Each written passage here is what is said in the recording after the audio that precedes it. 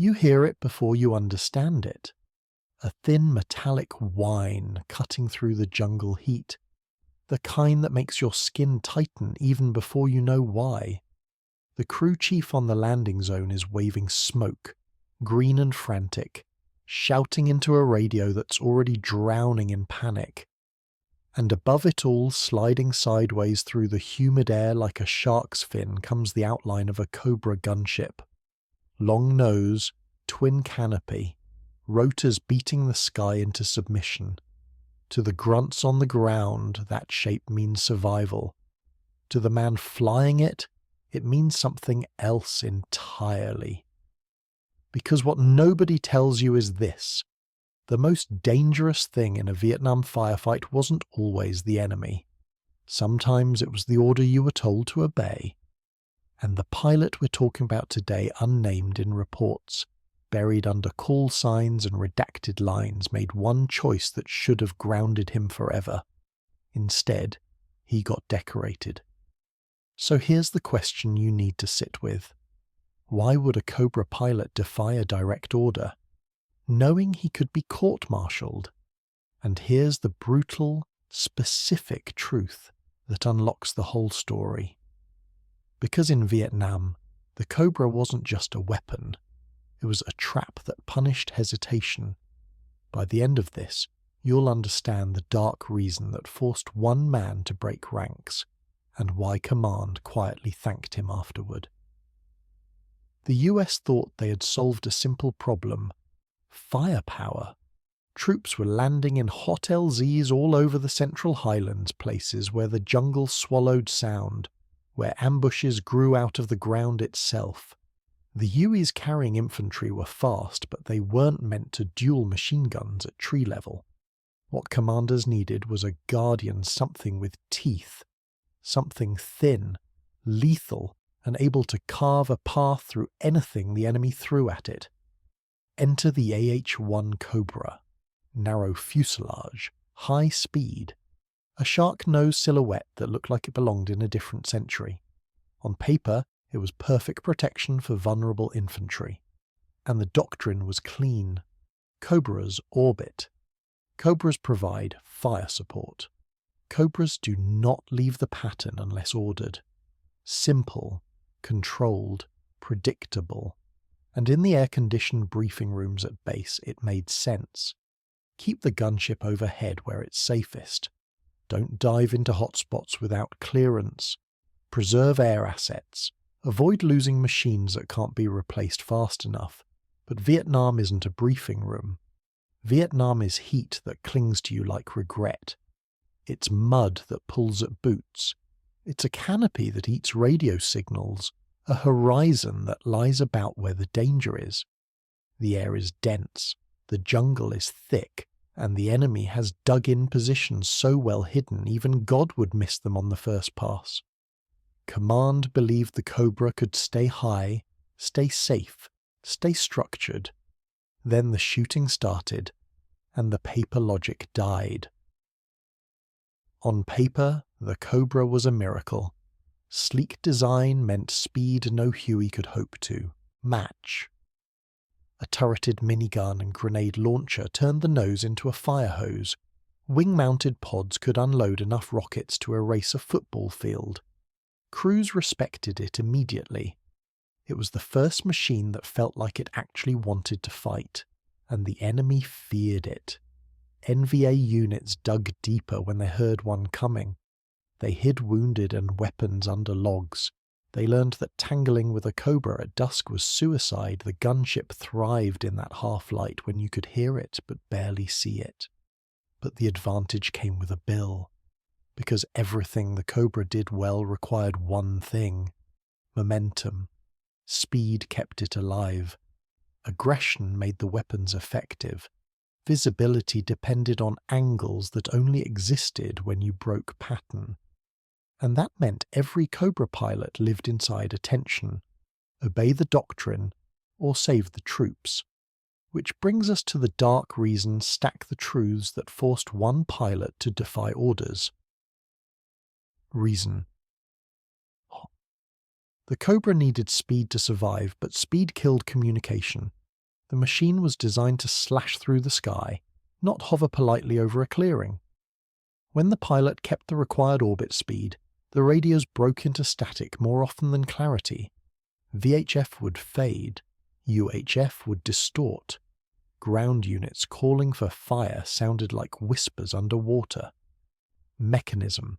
The faster the Cobra whipped around the LZ, the more the trees blocked signal. A single ridge line could turn a clean request into noise. And when noise rules the sky, hesitation fills the cockpit. Battlefield reality. Grunts hugging the dirt while rounds tear the leaves above them don't have time for radio poetry. They need fire now.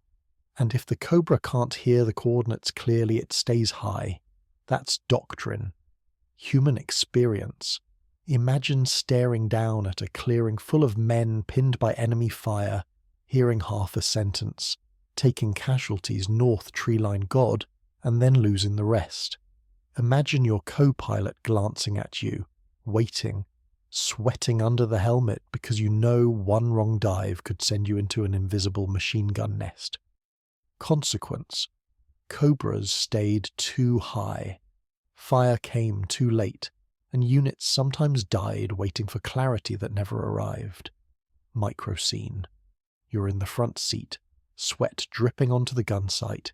The pilot is banking hard, the canopy tilting until jungle fills the whole world. A burst of static crackles someone screaming coordinates, but they vanish under rotor noise. Below, a smoke grenade sputters weakly through the canopy. The pilot hesitates. The radio hisses, and for one sickening second you know, the pattern is killing them. And that was only the first problem. Reason Zuska 2. The Cobra's weapons needed angles that doctrine outlawed. Mechanism. The minigun and grenade launcher were deadly at steep forward-leaning dives. The rockets were most accurate when fired in motion, not at a lazy circle. The Cobra was built for attack runs, but doctrine demanded predictable. Orbit fire flat, wide, safe. Battlefield reality.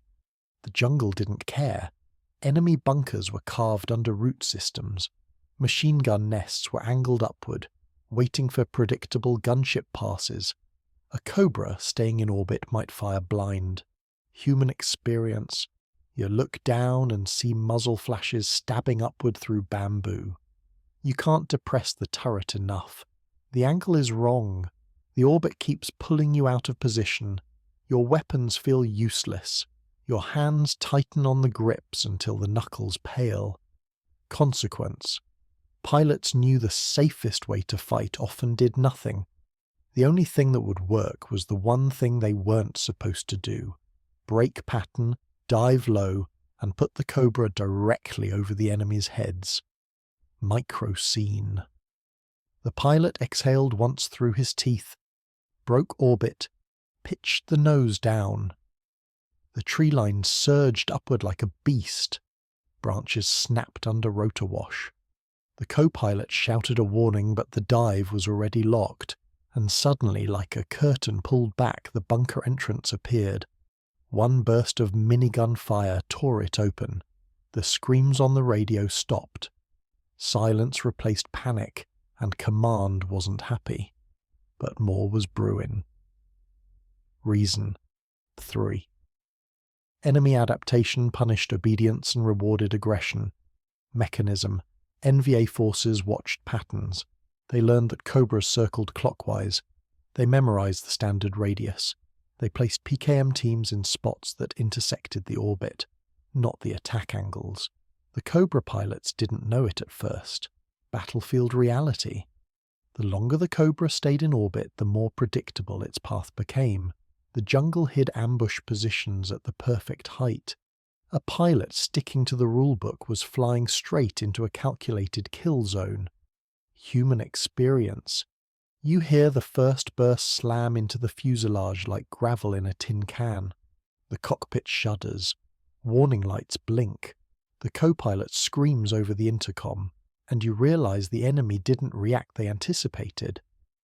Consequence: Crews who followed orders absorbed more hits than those who broke off and fought unpredictably. Microscene, orbiting. Everything's normal. Then flash green tracers knifing up at a perfect intercept point. You swear. The pilot yanks the cyclic. A round punches through the canopy frame. Another sparks off the skid. They're leading us, the co-pilot shouts. And right then the pilot understands. Staying in pattern will get them killed. And now the trap tightens. Reason. 4. The Cobra could save lives, but only by risking its own. Mechanism. Hueys under fire needed immediate suppression. Sometimes the infantry in the LZ couldn't even mark targets, because they were pinned so tightly they couldn't move an arm without drawing fire. Doctrine said, wait for confirmation. Wait for clarity. Reality said, wait, and they die. Human experience. Imagine circling above a clearing where wounded men crawl toward fallen logs for cover. You see the muzzle flashes, but not the enemy bodies. You see a Huey pilot bleeding out in the cockpit. You see your fuel dropping. You hear command saying, hold pattern, do not engage, repeat, do not engage. And then you hear a whisper on a compromised radio channel. Cobra, please, anything. Consequence. Many pilots broke orders. Some were reprimanded. Some weren't mentioned in reports. Some were quietly praised behind closed doors. Because command knew the truth. Vietnam punished hesitation. Micro-scene. The pilot hears the plea. He doesn't answer. He just flips the safe switch with his thumb, levels the nose and punches the rocket trigger. The pods ripple fire into the tree line. Leaves explode. Dirt erupts. And for the first time in 5 minutes the ground team lifts their heads. But command is already calling him back, and he doesn't respond. And that leads to the moment everything snapped. Reason number 5. In Vietnam, the only way to follow the spirit of the mission was to break the letter of the orders. Mechanism. Cobra doctrine was built for predictability. Vietnam required improvisation. The rules were created to preserve assets. The battlefield demanded sacrifices. This is the truth no one likes to say plainly. The Cobra was never meant to be cautious. When flown that way, it failed. Battlefield reality.